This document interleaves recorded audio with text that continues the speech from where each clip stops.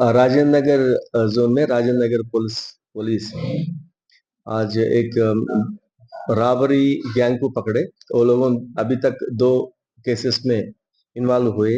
वो लोगों पूरा बिहार से आए। 2 साल पहले यहाँ आके काटेदान में रह रहे फैमिली के साथ और रिश्तेदारों को बुला लिए थे। यहाँ एक डिलीवरी बॉय जॉब और एक दूसरा फैक्ट्री में काम करते थे।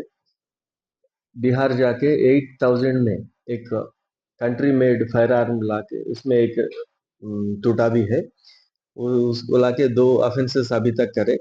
एक ऑफेंस में एक सिंगल आदमी मोटरसाइकिल पे जाने के टाइम पे एक पान शॉप के पास वो लोगों आके खरीदने के टाइम पे जेब से पैसे जब निकाला, जब देखा उनके पास पैसा है बोल के उनको फॉलो अप करके वो ऊपर पल्ली एरिया में उन जाने के टाइम पे उसको रात में वो गाड़ी आड़ लगा के उसके पास वो बंदूक से डरा के वो पैसे ले खींच लिए थे 11,000। एक केस है वो। और दूसरा केस में भी वो सिंगल आदमी जब जा रहा ना उनको डरा के उसके पास भी पैसे और आपको फोन एक खींच के गए थे ये लोगों। वहां से बिहार से ये हथियार लाके अभी तक 1 महीना हुआ। 1 महीने से प्लान करके 2 ऑफेंस करने के बाद आज पकड़ा गया। अगर नहीं तो ये एरिया में ये लोगों बहुत और ज्यादा ऑफेंसेस करते थे। अब मैं पब्लिक से ये गुजारिश है कि ये ऐसा वेपन के साथ जो फिरते वो काटेदान इंडस्ट्रियल एरिया में ज्यादा से ज्यादा ये बिहार का नहीं तो दूसरा स्टेट्स के लोगों आके यहाँ रह रहे।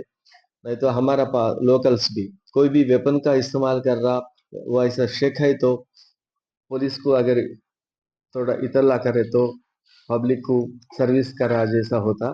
इंफॉर्मेशन देने के लिए हम लोगों उनको गुजारिश कर रहे। और एक क्या है, दूसरा स्टेट वालों को घर देने से पहले किराए को उनका कम से कम उनका आधार रख लेना। अब ये केस में अब जब घर के पास गया उनका, वो उनका घर का मालिक को पूछे तो वो लोगों आधार कार्ड कुछ भी नहीं है। उनका नाम खाली एक नाम बोलता है।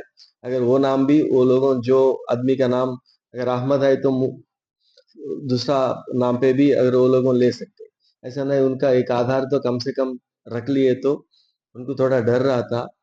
अब ये एक गैंग जैसा लोगों आए है तो कुछ रात में बाहर फिर रहा ऐसा लोगों को किराए को घर देने से पहले ही आपका उनका आईडी प्रूफ लेना। और कुछ शक है तो पड़ोसी वाले नहीं तो